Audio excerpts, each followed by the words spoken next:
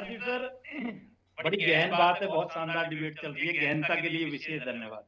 मैंने आलोक जी की तारीफ की थी और मुझे को आईना दिखाया गया, इसलिए मैं यश जी को बताना चाहता हूं कि कभी भी विश्लेषण से जो विश्लेषक करते हैं उनसे लड़ाई नहीं करनी चाहिए। वो हालात के अनुसार बोलते हैं। एंकर का भी यही काम होता है। ये हमें भी खूब सुनाते हैं भाई, आपको लगता ही है कि हमें नहीं सुनाते। मैं ये कहता हूं कि बहुत अच्छी बात मुझे कही है आलोक जी ने कि पिछली बार हमने कुछ कम बढ़ाई देते तो एक उस पॉइंट पर आते हैं थोड़ा सा। सर बिल्कुल कोशिश की गई है। देखिए जो आपने कहा मिडिल वाला सिस्टम है, आज की तारीख में जो स्वास्थ्य को लेकर चिंताएं बढ़ी हुई है। कैंसर की स्थिति यह है कि ग्रामीण, पिछड़ा, देहात और अंत्योदय की चौथी पंक्ति में खड़ा व्यक्ति डायबिटीज और कैंसर के भरमार मरीजों से भर चुका है।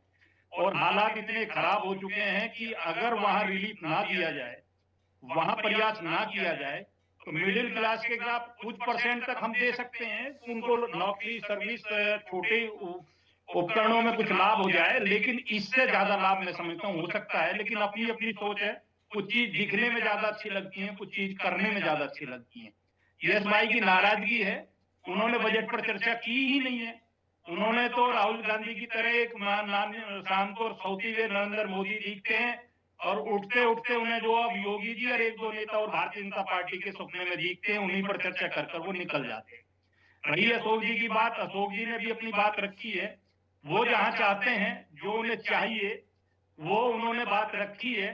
लेकिन मैं ये कहता हूं कि हमने 140 करोड़ लोगों का, देखिए, विश्लेषण किया है सर। बड़ी पार्टी है, बूथ से जाते हैं और बूथ से लेकर जिला जिला से प्रदेश और देश तक कार्यकर्ता नस तक जाते हैं कि आज देश में जरूरत किस चीज की है, जब जाकर कोई योजना तय करते हैं। ये बजट जो है सीतारमण जी ने बैठकर 2 दिन में नहीं बना दिया।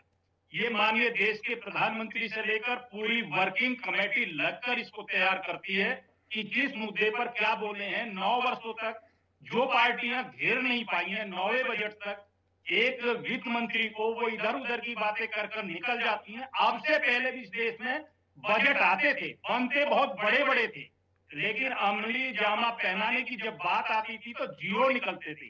अब जो हम कर कर आए हैं उससे आगे चलते हैं और प्रत्यक्ष को प्रमाण की जरूरत नहीं होती।